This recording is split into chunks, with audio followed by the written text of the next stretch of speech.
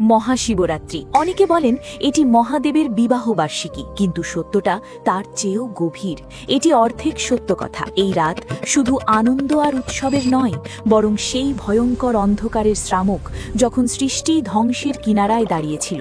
একই রাতে এমন তিনটি ঘটনা ঘটেছিল যা বদলে দিয়েছিল সমগ্র ব্রহ্মাণ্ডের গতি ও নকশা। কল্পনা করুন, একদিকে বিয়ের সানাই, অন্যদিকে মৃত্যুর বিষ, আর তৃতীয় দিকে এমন এক জ্বলন্ত আগুন যা ব্রহ্মা ও বিষ্ণুর অহংকারকে ছাই করে দিচ্ছিল। যদি আপনারা 16ই ফেব্রুয়ারির আগে এই কাহিনী শুনে থাকেন, তবে সাবধান হয়ে যান। আজ আমরা জানব শিবলিঙ্গের প্রকট হওয়ার সেই রহস্যময় ঘটনা যা সত্যিই শরীরে শিহরণ জাগায়।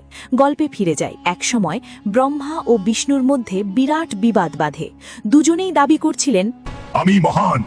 না, আমি তোমার চেয়ে বেশি মহান। তাদের এই অহংকার যখন সৃষ্টির ভারসাম্য নষ্ট করতে শুরু করল, তখন হঠাৎ তাদের মাঝখানে উদিত হলো এক অনন্ত অগ্নিস্তম্ভ। সেটি ছিল এমন এক জ্যোতির্ময় স্তম্ভ যার না ছিল কোনো শুরু, না কোনো শেষ।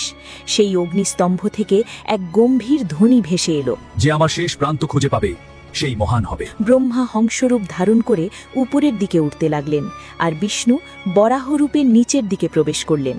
যুগের পর যুগ কেটে গেল, বিষ্ণু শেষ খুঁজে পেলেন না এবং বিনম্রভাবে নিজের পরাজয় স্বীকার করলেন। কিন্তু ব্রহ্মা ফিরে এসে দাবি করলেন তিনি নাকি শেষ প্রান্ত দেখেছেন।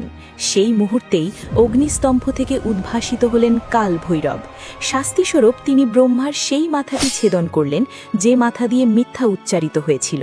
মুহূর্তেই তাদের অহংকার ভেঙে গেল, কারণ সেই অগ্নিস্তম্ভ আর কিছুই নয়, স্বয়ং শিবের জ্যোতির্ময় রূপ।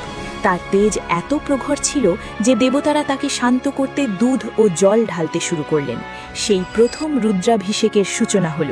শিবলিঙ্গের ওপর জল ও দুধ নিবেদন করার প্রথা সেখান থেকেই শুরু। কিন্তু এই কাহিনী এখানেই শেষ নয়। পরের কাহিনী জানতে ভিডিওটি লাইক করুন, চ্যানেলটি সাবস্ক্রাইব করুন আর কমেন্টে লিখুন জয় মহাদেব।